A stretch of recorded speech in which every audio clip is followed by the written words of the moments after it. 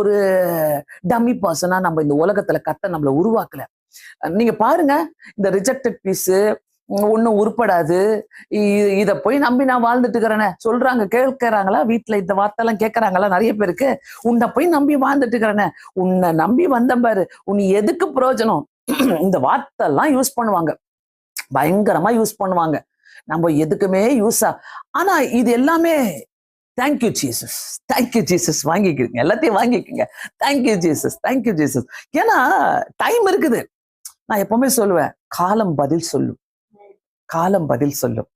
அந்த ஒரு காலம் வரும் பாருங்க, யார ஒதுக்கி யார தூக்கி போட்டு யார கேவலமா பேசி நினைக்கிறீங்களோ, always the rejected piece is always remembered.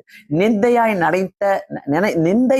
நினைத்த நபர் அவர் என்னைக்குமே கர்த்தர் அவங்களை நினைத்தருள்வார்.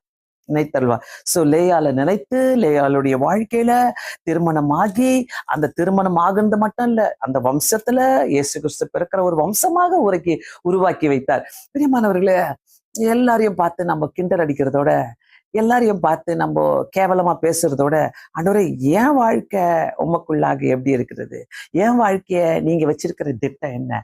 ரெண்டாவது பர்சன் நான் ரிமெம்பர் பண்ணுது, நான் நினைச்சு பார்த்தது ஆல்வேஸ் த கிங், தாவீது. தாவீது பாத்தீங்கன்னாக்கா, சாமுவேல் வராரு. ஆண்டவர் சொல்ற சாமுவேல் கிட்ட, நீ போய் அபிஷேகம் பண்ணு, நான் உனக்கு சொல்லுகிறவனை எனக்காக அபிஷேகம் பண்ணுன்னு சொல்லிட்டு 1 சாமுவேல் 16வது அதிகாரம் 3வது வசனத்துல சாமுவேல்கிட்ட கர்த்தர் பேசுறாரு. எனக்காக நீ போய் அபிஷேகம் பண்ணுன்னு சொல்றாரு. எனக்காக அபிஷேகம் பண்ணும்போது நேரா தாவீதுடைய அப்பா கிட்ட போறாரு.